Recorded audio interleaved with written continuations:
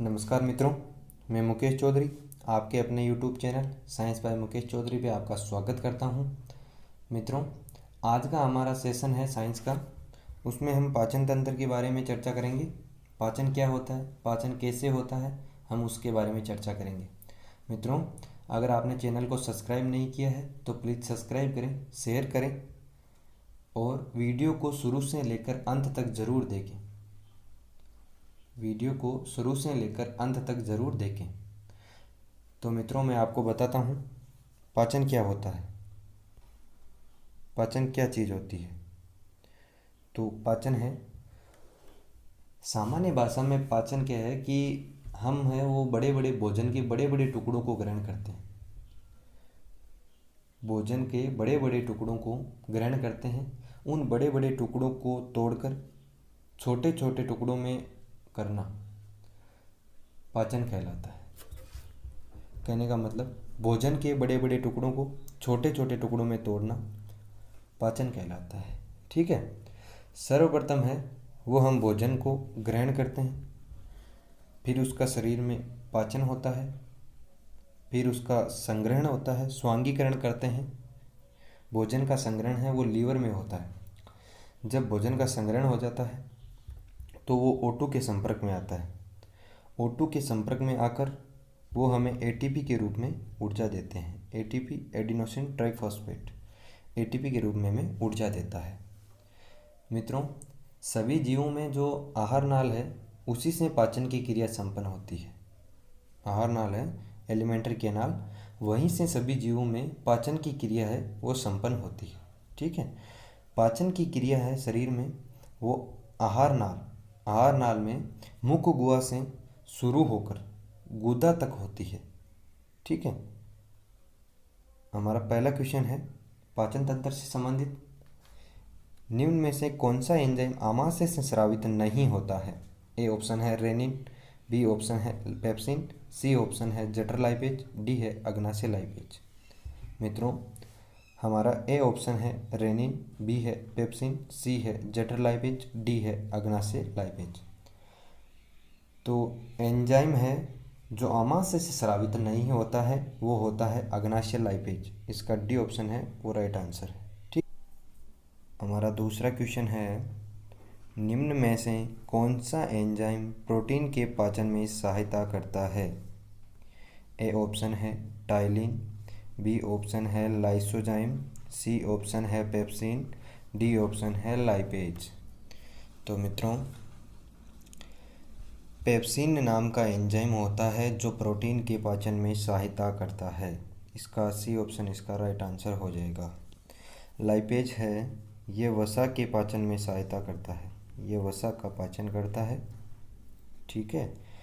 Lysozyme है ये एक ऐसा एंजाइम है जो शरीर में उपस्थित सूक्ष्म जीवों को नष्ट करता है। ठीक है। शरीर में उपस्थित सूक्ष्म जीवों को नष्ट करता है। हमारा नेक्स्ट क्वेश्चन है 3 नंबर, दूध में पाया जाने वाला मुख्य प्रोटीन कौन सा है। दूध में पाए जाने वाला मुख्य प्रोटीन कौन सा है। ए ऑप्शन है एल्ब्यूमिन, बी ऑप्शन है केसीन, सी ऑप्शन है जठर लाइपेज, डी ऑप्शन है मायोसिन। तो मित्रों, दूध में पाए जाने वाला प्रोटीन है वो केसीन है। दूध में पाए जाने वाला प्रोटीन है वो केसीन होता है। ठीक है। हमारा नेक्स्ट क्वेश्चन है 4 नंबर, HCl अम्ल का स्त्रवण आहार नाल के किस भाग में होता है। HCl अम्ल का स्त्रवण हमारे आहार नाल के किस भाग में होता है। ए ऑप्शन है मुख गुहा, बी ऑप्शन है ग्रसनी, सी ऑप्शन है ग्रसिका, डी ऑप्शन है आमाशय। तो मित्रों, HCl अम्ल का स्त्रवण है वो आमाशय में होता है। आमाशय में HCl अम्ल का स्त्रवण होता है। HCl अम्ल है ये हमारे शरीर में सूक्ष्म जीवों से हमारी क्या करता है, रक्षा करता है। सूक्ष्म जीवों से रक्षा करता है। ये आमाशय को अम्लीय बनाता है, भोजन के माध्यम है उसको अम्लीय बनाता है। ठीक है।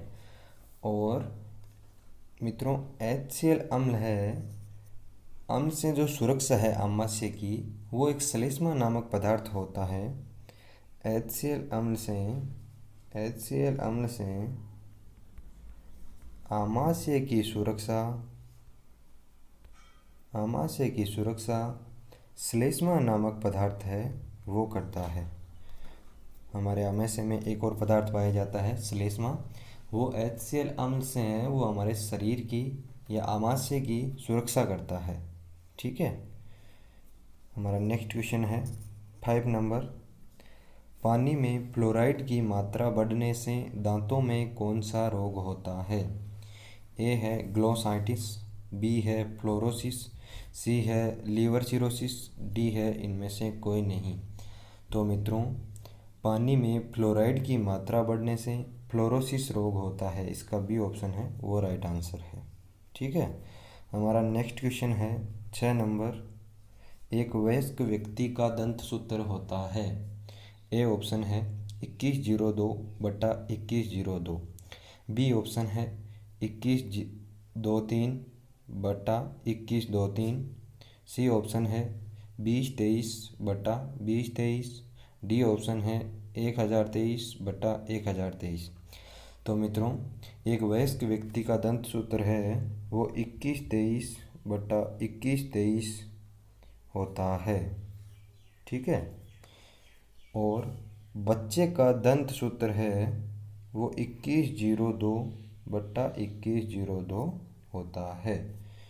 तो वो जो बच्चे होते हैं उनमें 2102/2102 है वो इसका सूत्र होता है। बच्चों में जो है वो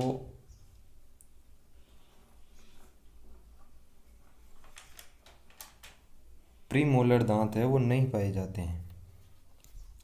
बच्चों में प्रीमोलर दांत है वो नहीं पाए जाते हैं। सबसे पहले बच्चों में इंसाइजर दांत आते हैं। ठीक है। बच्चों में सबसे पहले इंसाइजर दांत आते हैं। इंसाइजर दांतों का कार्य है वो होता है काटने का कार्य होता है। इंसाइजर दांत है वो काटने का कार्य करते हैं। इंसाइजर दांत है वो काटने का कार्य करते हैं। छोटे बच्चों में प्रीमोलर दांत है वो नहीं आते हैं। ठीक है। हमारा नेक्स्ट क्वेश्चन है 7 नंबर। मानव शरीर में सबसे कठोरतम पदार्थ है। ए ऑप्शन है किरेटिन, बी ऑप्शन है इनेमल, सी ऑप्शन है डेंटाइन, डी ऑप्शन है इनमें से कोई नहीं। तो मित्रों, मानव शरीर का सबसे कठोरतम पदार्थ है वो है इनेमल। ठीक है। इनेमल है वो सबसे कठोरतम पदार्थ होता है और ये CaCO3 calcium carbonate plus CaPO4 calcium phosphate का बना होता है। इनेमल है ये कैल्शियम कार्बोनेट और कैल्शियम फॉस्फेट के बने हुए होते हैं। ठीक है। जो इनेमल है ये दांतों में पाया जाता है। दांतों की जो ऊपरी परत है, ठीक है, उसको इनेमल कहते हैं। ऊपरी परत को इनेमल कहा जाता है। ये एक सफ़ेद रंग का होता है। ठीक है। इसके नीचे वाले भाग में डेंटिन होती है। दांतों की संरचना में ये माना इस प्रकार दांत है तो ऊपरी भाग में तो हो जाएगा इनेमल, इसके जस्ट नीचे वाले भाग में आ जाएगी डेंटिन। ठीक है। डेंटिन से तंत्रिकाएं जुड़ी हुई होती है। डेंटिन से तंत्रिकाएं जुड़ी हुई होती है जो संवेदनाओं को मस्तिष्क तक पहुंचाती है। जैसे हम खाना खाते हैं तो हमारे दांत के बीच में अगर कोई पत्थर आ जाता है तो हमारे दांत में हमें ऐसा लग जाता है कि कुछ आया है, तो वो तंत्रिका ही है जो मस्तिष्क को संवेदनाएं पहुंचाती है। ठीक है। इसके बाद हमारा नेक्स्ट क्वेश्चन है 8 नंबर। दांत का सर्वाधिक भाग बना होता है। ए इनेमल, बी डेंटाइन, सी पलमगुआ, डी इनमें से कोई नहीं। तो मित्रों, दांत का सर्वाधिक भाग डेंटाइन का बना हुआ होता है। ठीक है। नेक्स्ट क्वेश्चन है 9th नंबर। मनुष्य के दांत होते हैं ए हेटेरोडेंट, बी थिकोडेंट, सी डाइफायोडेंट, डी सभी। तो मित्रों मनुष्य के दांत हैं वो हेटेरोडेंट भी होते हैं, थिकोडेंट भी होते हैं, डाइफायोडेंट भी होते हैं। थिकोडेंट इस कारण होते हैं क्योंकि मनुष्य के दांत गर्त में पाए जाते हैं, इनको गर्त दंती कहते हैं। मनुष्य के दांतों को गर्त दंती कहते हैं और गर्त दंती को इंग्लिश में थिकोडेंट कहते हैं। ठीक है, इसको हम द्विबार दंती कहते हैं। हेटेरोडेंट होता है, इसको विषम बार दंती कहते हैं। ठीक है, इसका मतलब इसका ऑप्शन है वो डी है, वो राइट आंसर हो जाएगा। मनुष्य के दांत तीनों प्रकार के होते हैं। ठीक है, अगला क्वेश्चन है next 10th number, 10 number question है। दांतों का अध्ययन विज्ञान की किस शाखा में किया जाता है? ए है हिपेटोलॉजी, बी है ओस्टियोलॉजी, सी है ओडेंटोलॉजी, डी है मायोलॉजी। तो मित्रों दांतों का अध्ययन विज्ञान की ओडेंटोलॉजी शाखा में किया जाता है। इसका सी ऑप्शन है वो इसका राइट आंसर हो जाएगा। ठीक है, हमारा नेक्स्ट क्वेश्चन है 11 नंबर। दांत बने होते हैं ए है कैल्शियम प्लस फास्फोरस, बी है नाइट्रोजन प्लस सल्फर, सी है मैग्नीशियम प्लस आयरन, डी है सोडियम प्लस कोबाल्ट। तो मित्रों दांत है वो कैल्शियम और फास्फोरस के बने हुए होते हैं, तो हमारा ए ऑप्शन है वो इसका राइट आंसर है। ठीक है, नेक्स्ट क्वेश्चन है 12 नंबर। दांतों का निर्माण कौन सी प्रोटीन से होता है? एक बार क्वेश्चन को वापस रिपीट कर देता हूँ। दांतों का निर्माण कौन सी प्रोटीन से होता है? ए है मायोसिन, बी है ओसिन, सी है ग्लोबिन, डी है हिस्टोन। तो मित्रों दांतों का निर्माण है वो ओसिन प्रोटीन से होता है। ठीक है, ओसिन प्रोटीन से होता है, तो इसका भी ऑप्शन राइट आंसर है। हिस्टोन है ये यूकेरियोटिक जीवों में पाई जाने वाली प्रोटीन है। ग्लोबिन है ये हीमोग्लोबिन में पाई जाने वाली प्रोटीन है। ठीक है, हमारा नेक्स्ट क्वेश्चन है 13 नंबर। निम्न में से कौन सा कथन असत्य है? ए ऑप्शन है स्थायी दांतों की संख्या 20, बी है अस्थायी दांतों की संख्या 20, सी है द्विबार दंती दांतों की संख्या 20, डी है कुल केनाइनर दांतों की संख्या 4। तो मित्रों इसमें असत्य कथन हमारे को देखना है। तो स्थायी दांतों की संख्या है ये 20 नहीं होती है, ये असत्य है, क्योंकि स्थायी दांत होते हैं वो 12 होते हैं। दांत है वो उत्पत्ति के आधार पर दो प्रकार के होते हैं। एक दांत होते हैं दूध के दांत, दूसरे दांत होते हैं वयस्क दांत। ठीक है, वयस्क दांत दो प्रकार के होते हैं, एक स्थायी दांत, एक अस्थायी दांत। स्थायी दांत 12 होते हैं, अस्थायी दांत 20 होते हैं। ठीक है, हमारा नेक्स्ट क्वेश्चन है 14 नंबर। हाथी में कौन सा दांत गजदंत के रूप में बाहर निकला रहता है? ऊपरी जबड़े का केनाइन, बी निचले जबड़े का इंसाइजर, सी ऊपरी जबड़े का इंसाइजर, डी इनमें से कोई नहीं। तो मित्रों हाथी दांत में मतलब जो हाथी के बाहर निकला हुआ दांत होता है उसमें ऊपरी जोड़ी का इंसाइजर दांत है वो बाहर निकला हुआ होता है। इसका सी ऑप्शन है वो राइट आंसर है, सी ऑप्शन। नेक्स्ट है 15 नंबर क्वेश्चन। मिलान कीजिए। ए ऑप्शन है इंसाइजर, ये है वो दांतों के कार्यों के बारे में है, ये क्वेश्चन दिया गया है। तो इंसाइजर दांत है वो काटने का कार्य करते हैं। केनाइनर दांत है वो चीर फाड़ का कार्य करते हैं। प्री मोलर व मोलर है वो चबाने का कार्य करते हैं। चीक टीथ है वो प्री मोलर व मोलर को कहा जाता है। तो इसमें मिलान करना है। तो मित्रों ये सभी है वो राइट आंसर है। ठीक है, मतलब ये सभी पहले से ही सेट किए हुए हैं कि इंसाइजर दांतों का कार्य वो काटने का होता है, केनाइनर का कार्य चीर फाड़ करने का होता है, प्री मोलर व मोलर होते हैं इनका काम चबाने का होता है, और जो प्री मोलर व मोलर दांत होते हैं उनको चीक टीथ कहा जाता है। ठीक है, हमारा नेक्स्ट क्वेश्चन है 16 नंबर क्वेश्चन। मनुष्य की मुख गुहा में कितने जोड़ी लार ग्रंथि पाई जाती है? मनुष्य की मुख गुहा में कितने जोड़ी लार ग्रंथि पाई जाती है? तो इसका ए ऑप्शन है 3 जोड़ी, बी ऑप्शन है 2 जोड़ी, सी ऑप्शन है 4 जोड़ी, डी ऑप्शन है 1 जोड़ी। तो मित्रों, मनुष्य की मुख गुहा में कितने जोड़ी है वो लार ग्रंथि पाई जाती है? तो मनुष्य की जो मुख गुहा होती है उसमें 3 जोड़ी लार ग्रंथि पाई जाती है। पहली होती है पेरोटिड, दूसरी होती है सबलिंगवन, तीसरी होती है सब मैक्सिलरी। ठीक है, सबसे बड़ी लार ग्रंथि होती है वो पेरोटिड होती है। और मित्रों, जो ये पेरोटिड ग्रंथि होती है ये सर्प में विष ग्रंथि का कार्य करती है। मानव में ये लार ग्रंथि है, उसकी बजाय सर्प में ये विष ग्रंथि का कार्य करती है। मानव में तो ये लार ग्रंथि है, जो सबसे बड़ी ग्रंथि है वो पेरोटिड है, लेकिन यह पेरोटिड ग्रंथि सर्प में विष ग्रंथि का कार्य करती है। ठीक है, नेक्स्ट क्वेश्चन है 17 नंबर। लार का पीएच होता है, ए ऑप्शन है 6.8, बी ऑप्शन है 14, सी ऑप्शन है 10 और डी ऑप्शन है 5.4। तो लार रस का पीएच है मित्रों वो होता है 6.8। 6.8 है वो लार रस का पीएच होता है। तो इसका है वो ए ऑप्शन है वो राइट आंसर हो जाएगा। ठीक है, नेक्स्ट क्वेश्चन है 18 नंबर। लार में कौन सा एंजाइम पाया जाता है? लार में कौन सा एंजाइम पाया जाता है? ए ऑप्शन है टाइलिन, बी है लाइसोजाइम, सी है दोनों, डी है इनमें से कोई नहीं।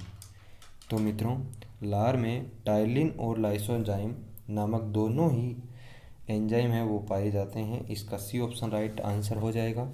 मैं आपको इनके कार्य बता देता हूँ कि टाइलिन है ये क्या कार्य करता है।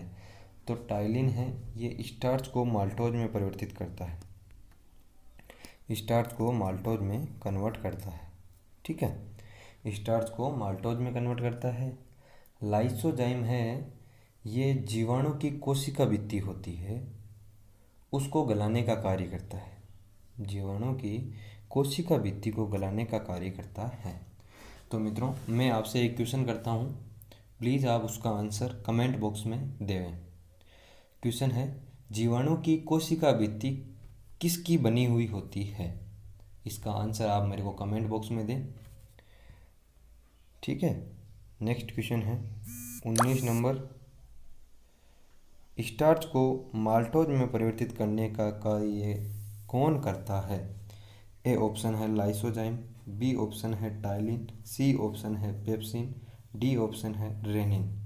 तो मित्रों, अभी हमने पिछले ही क्वेश्चन में चर्चा की है कि स्टार्च को माल्टोज में परिवर्तित करने का कार्य टाइलिन करता है। ठीक है, हमारा नेक्स्ट क्वेश्चन है 20 नंबर। कड़वे की जानकारी जीभ के किस भाग से होती है? कड़वे की जानकारी जीभ के किस भाग से होती है? ए है अग्रभाग, बी है पश्च भाग, सी है मध्य भाग, डी है इनमें से कोई नहीं। तो मित्रों, कड़वे की जानकारी है वो जीभ के पीछे वाले भाग से होती है। इसका राइट आंसर है बी, पश्च भाग से होती है। मैं आपको थोड़ी बहुत जीभ के बारे में हम चर्चा करते हैं, उसके बारे में आपको जानकारी उपलब्ध करवाता हूँ। माना ये जीभ है, ठीक है, इस प्रकार की जीभ होती है। ठीक है, तो ये जीभ में है ये स्वाद कलिकाएँ पाई जाती है। ठीक है, जो हमें स्वाद का ज्ञान करवाती है। ओके, अगला है कि जो जीभ के आगे का भाग है वो हमें मीठे का ज्ञान करवाता है। ठीक है, मीठा है उसका ज्ञान करवाता है आगे का भाग। पीछे का भाग है वो हमें कड़वे का ज्ञान करवाता है। पश्च भाग है वो हमें कड़वा होने का ज्ञान करवाता है। जो जीभ का मध्य भाग है वो स्वादहीन होता है, उसमें हमें किसी भी प्रकार का स्वाद है वो हमें मालूम नहीं पड़ता है। बीच का भाग है जीभ का वो स्वादहीन होता है। पार्श्व भाग है वो खट्टा होता है, और पार्श्व भाग और मध्य के बीच का भाग है वो हमें नमकीन टेस्ट करवाता है। नमकीन का है वो नमकीन का टेस्ट करवाता है। ठीक है, हमारा नेक्स्ट क्वेश्चन है, भोजन का सर्वाधिक पाचन होता है? ए ऑप्शन है छोटी आंत, बी ऑप्शन है बड़ी आंत, सी ऑप्शन है आमाशय, डी ऑप्शन है नन। तो मित्रों, भोजन का सर्वाधिक पाचन छोटी आंत में होता है। ठीक है, भोजन का सर्वाधिक पाचन छोटी आंत में होता है। ये ऑप्शन राइट आंसर है। मित्रों, भोजन का सामान्य पाचन है वो आमाशय में भी होता है, लेकिन भोजन का सर्वाधिक पाचन छोटी आंत में होता है। ठीक है, नेक्स्ट क्वेश्चन है 22 नंबर। वसा का सर्वाधिक पाचन होता है। ए छोटी आंत, बी बड़ी आंत, सी आमाशय, डी इनमें से कोई नहीं।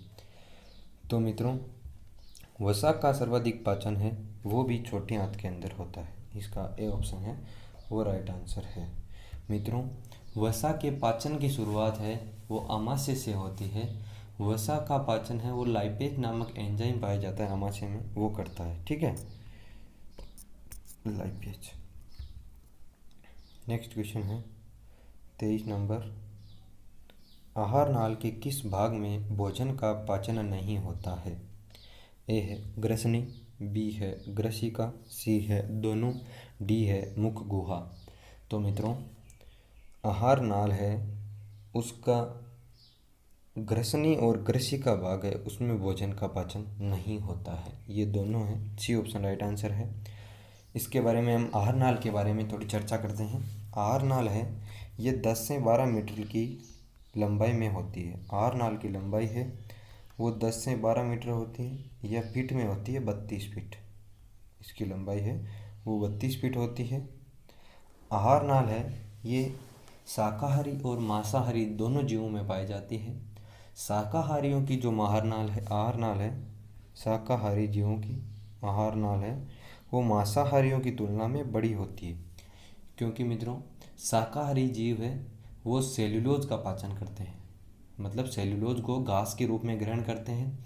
सेल्यूलोज है वो एक जटिल कार्बनिक पदार्थ है, और सेल्यूलोज के पाचन के लिए जो पृष्ठीय क्षेत्रफल है या सतही क्षेत्रफल है वो ज़्यादा होना आवश्यक है।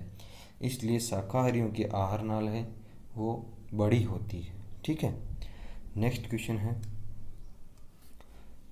पाचन तंत्र एवं श्वसन तंत्र का उभयनिष्ठ भाग है। पाचन तंत्र एवं श्वसन तंत्र का उभयनिष्ठ भाग है। ए है आमाशय, बी है ग्रसनी, सी है मुख गुहा, डी है ग्रसिका। क्वेश्चन को एक बार वापस रिपीट कर देता हूँ। पाचन तंत्र व श्वसन तंत्र का उभयनिष्ठ भाग है। ए है आमाशय, बी है ग्रसनी, सी है मुख और डी है ग्रसिका। तो मित्रों, पाचन तंत्र और श्वसन तंत्र का उभयनिष्ठ भाग है वो है ग्रसनी। इसका बी ऑप्शन है वो राइट आंसर है। ग्रसनी है, इसमें एक एपिग्लोटिस ढक्कन पाया जाता है। ठीक है, एक एपिग्लोटिस ढक्कन होता है। मुख गुहा और ग्रसनी के बीच में एपिग्लोटिस ढक्कन होता है। ठीक है, ये दोनों का उभयनिष्ठ मार्ग होता है। पाचन और श्वसन दोनों का उभयनिष्ठ भाग होता है। तो हम कभी जल्दबाजी में अगर भोजन को जल्दी जल्दी हम ग्रहण करते हैं तो उसमें एक ढक्कन पाया जाता है, एपिग्लोटिस या घाटी ढक्कन बोलते हैं उसको। तो वो ढक्कन खुलकर भोजन है वो श्वास नली में चला जाता है। जब भोजन श्वास नली में चला जाएगा तो हृदय में प्रकुंचन और शीतलन की प्रक्रिया होगी। ठीक है, मतलब सिस्टोल और डायस्टोल होते हैं, उसकी प्रोसेस होगी।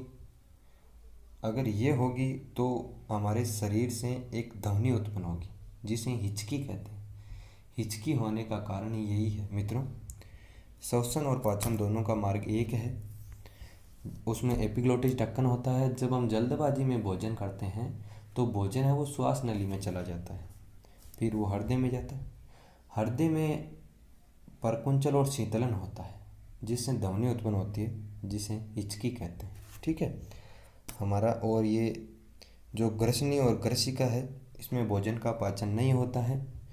इसमें क्रमांकुंचन गति के द्वारा ये भोजन को आगे पहुंचाते हैं।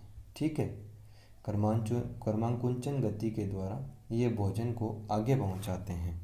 ठीक है, हमारा नेक्स्ट क्वेश्चन है 25 नंबर। भोजन ग्रसनी के किस भाग से होता हुआ आमाशय तक पहुंचता है। भोजन ग्रसनी के किस भाग से होता हुआ आमाशय तक पहुंचता है। ए है ग्लट, बी है ग्लोटिस, सी है एपिग्लोटिस, डी है इनमें से कोई नहीं। तो भोजन ग्रसनी के गलत भाग से होता हुआ आमाशय तक पहुंचता है। इसका ए ऑप्शन है वो राइट आंसर है। ठीक है मित्रों, हमने पिछले वाले क्वेश्चन में एपिग्लोटिस के बारे में चर्चा की थी। इसे ट्रैफिक पुलिसमैन भी कहा जाता है। एपिग्लोटिस को ट्रैफिक पुलिसमैन भी कहा जाता है। ठीक है, नेक्स्ट क्वेश्चन है 26। ग्रास नली में भोजन सर्वप्रथम आमाशय के किस भाग से जुड़ा होता है? ए ऑप्शन है कार्डियक, बी ऑप्शन है फंडिक, सी ऑप्शन है पाइलोरिक, डी ऑप्शन है ग्रहणी। तो मित्रों, जो ग्रास नली से भोजन है वो सर्वप्रथम आमाशय का भाग है कार्डियक, उससे जुड़ा हुआ होता है। ए ऑप्शन इसका राइट आंसर हो जाएगा। तो जो होता है आमाशय के 3 भाग होते हैं। एक होता है कार्डियक, एक होता है फंडिक, एक होता है पाइलोरिक। ठीक है, तो जो कार्डियक भाग है उससे सर्वप्रथम ग्रास नली से भोजन है वो जुड़ा हुआ होता है। ग्रहणी है ये छोटी आंत का भाग है। ठीक है, नेक्स्ट क्वेश्चन है 27 नंबर। प्रोटीन का सर्वाधिक पाचन होता है। प्रोटीन का सर्वाधिक पाचन होता है। ए ऑप्शन है आमाशय, बी ऑप्शन है छोटी आंत, सी ऑप्शन है बड़ी आंत, डी ऑप्शन है नन, इनमें से कोई नहीं। तो प्रोटीन का सर्वाधिक पाचन है वो मित्रों आमाशय में होता है। भोजन का सर्वाधिक पाचन छोटी आंत में होता है। प्रोटीन का सर्वाधिक पाचन आमाशय में होता है। ठीक है, नेक्स्ट क्वेश्चन है 28 नंबर। जठररस का स्त्रावण होता है। ए ऑप्शन है मुख, बी ऑप्शन है मुख गुहा, सी ऑप्शन है ग्रसनी, डी ऑप्शन है आमाशय। तो मित्रों, जठररस है उसका स्त्रावण है वो आमाशय में होता है। जठर ग्रंथियाँ पाई जाती है आमाशय में, उन जठर ग्रंथियों के द्वारा जठररस का स्त्रावण होता है। ठीक है, नेक्स्ट क्वेश्चन है 29 नंबर। दूध में पाई जाने वाली प्रोटीन है। दूध में पाई जाने वाली प्रोटीन है। ए ऑप्शन है केसिन, बी ऑप्शन है ओसिन, सी ऑप्शन है लैक्टोज, डी ऑप्शन है ग्लोबिन। तो मित्रों, दूध में पाई जाने वाली प्रोटीन है वो केसिन होती है। केसिन है, दूध में प्रोटीन केसिन पाई जाती है। मित्रों, एक आमाशय में एंजाइम पाया जाता है रेनिन। रेनिन एंजाइम है, आमाशय में पाया जाता है। ये रेनिन एंजाइम दूध की प्रोटीन केसिन को कैल्शियम पेराकेसिनेट के अंदर है, कैल्शियम पेराकेसिनेट के अंदर ये इसको चेंज करता है। ठीक है, हमारा नेक्स्ट क्वेश्चन है HCl अम्ल का स्त्रावण आमाशय में स्थित कौन सी कोशिकाओं से होता है? ए ऑप्शन है म्यूकस, बी ऑप्शन है चीप कोशिका, सी ऑप्शन है पेराइटल कोशिका, डी ऑप्शन है इनमें से कोई नहीं। तो मित्रों, HCl अम्ल का स्त्रावण है वो आमाशय से पेराइटल कोशिकाएं होती है उनसे है वो HCl अम्ल का स्त्रावण होता है। पेराइटल कोशिकाएं होती है उनसे HCl अम्ल का स्त्रावण होता है। पेराइटल कोशिकाओं को ऑक्जेंटिक कोशिकाएं भी कहा जाता है। ठीक है, तो आपको इसके बारे में एक जानकारी और कि आमाशय है उसमें भोजन को बोलस कहा जाता है। आमाशय में भोजन को बोलस कहा जाता है। आमाशय में भोजन की प्रकृति है वो अम्लीय होती है। आमाशय में भोजन की प्रकृति अम्लीय होती है और आमाशय है उसमें 5 भाग होते हैं। जैसे एक है HCl, एक है श्लेष्मा, एक है पेप्सिनोजन, एक है गैस्ट्रिक लाइपेज, एक है रेनिन। ये मुख्यतः 5 पार्ट है जिससे है वो आमाशय में भोजन का पाचन होता है। ठीक है, आमाशय में मित्रों जठर ग्रंथियाँ पाई जाती है, वो पिछले क्वेश्चन में हमने चर्चा की थी। वो जठर रस का स्त्रावण करती है। जठर रस का pH है वो 1.2 टू 1.8 की रेंज में होता है। 1.2 से 1.8 की रेंज में होता है। ठीक है, तो मित्रों आज हम यहीं तक चर्चा करते हैं। तो आपको अगर ये वीडियो अच्छा लगे तो प्लीज़ लाइक करें, शेयर करें और सब्सक्राइब करें। Thank you for watching my video. Please share and subscribe.